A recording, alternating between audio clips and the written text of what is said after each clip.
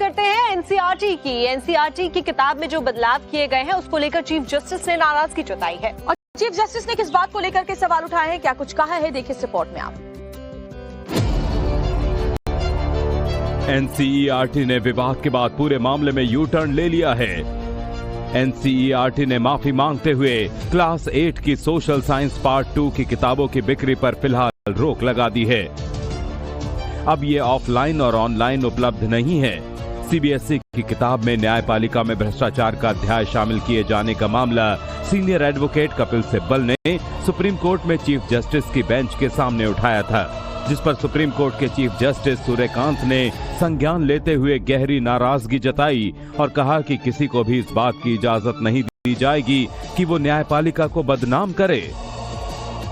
बता दें कि एनसीईआरटी ने किताब में न्यायपालिका में भ्रष्टाचार को लेकर एक चैप्टर जोड़ा है, जिस पर सीनियर वकील अभिषेक मनु सिंघवी ने एनसीईआरटी पर भी आपत्ति जताई है।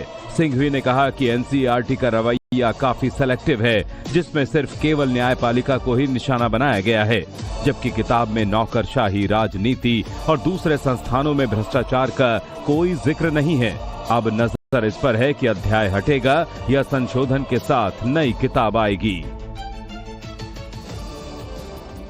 और अब बात करते हैं एनसीईआरटी की। एनसीईआरटी की किताब में जो बदलाव किए गए हैं उसको लेकर चीफ जस्टिस ने नाराजगी जताई है और चीफ जस्टिस ने किस बात को लेकर के सवाल उठाए हैं, क्या कुछ कहा है, देखिए इस रिपोर्ट में आप। एनसीईआरटी ने विवाद के बाद पूरे मामले में यू टर्न ले लिया है। एनसीईआरटी ने माफी मांगते हुए क्लास 8 की सोशल साइंस पार्ट 2 की किताबों की बिक्री पर फिलहाल रोक लगा दी है। अब ये ऑफलाइन और ऑनलाइन उपलब्ध नहीं है। सीबीएसई की किताब में न्यायपालिका में भ्रष्टाचार का अध्याय शामिल किए जाने का मामला सीनियर एडवोकेट कपिल सिब्बल ने सुप्रीम कोर्ट में चीफ जस्टिस की बेंच के सामने उठाया था, जिस पर सुप्रीम कोर्ट के चीफ जस्टिस सूर्यकांत ने संज्ञान लेते हुए गहरी नाराजगी जताई और कहा कि किसी को भी इस बात की इजाजत नहीं दी जाएगी कि वो न्यायपालिका को बदनाम करे।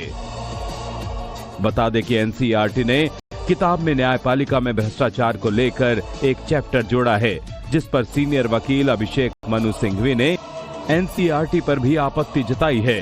सिंघवी ने कहा कि एनसीईआरटी का रवैया काफी सेलेक्टिव है, जिसमें सिर्फ केवल न्यायपालिका को ही निशाना बनाया गया है, जबकि किताब में नौकरशाही, राजनीति और दूसरे संस्थानों में भ्रष्टाचार का कोई जिक्र नहीं है।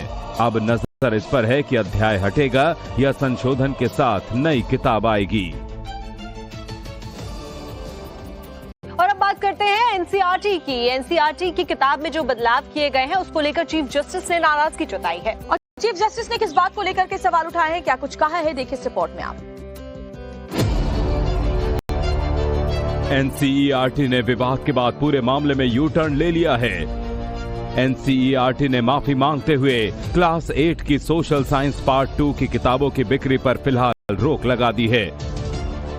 अब ये ऑफलाइन और ऑनलाइन उपलब्ध नहीं है।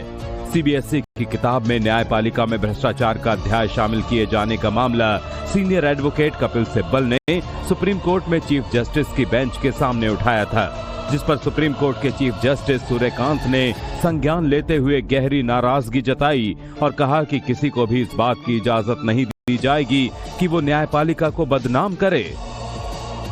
बता दें कि एनसीईआरटी ने किताब में न्यायपालिका में भ्रष्टाचार को लेकर एक चैप्टर जोड़ा है, जिस पर सीनियर वकील अभिषेक मनु सिंघवी ने एनसीईआरटी पर भी आपत्ति जताई है।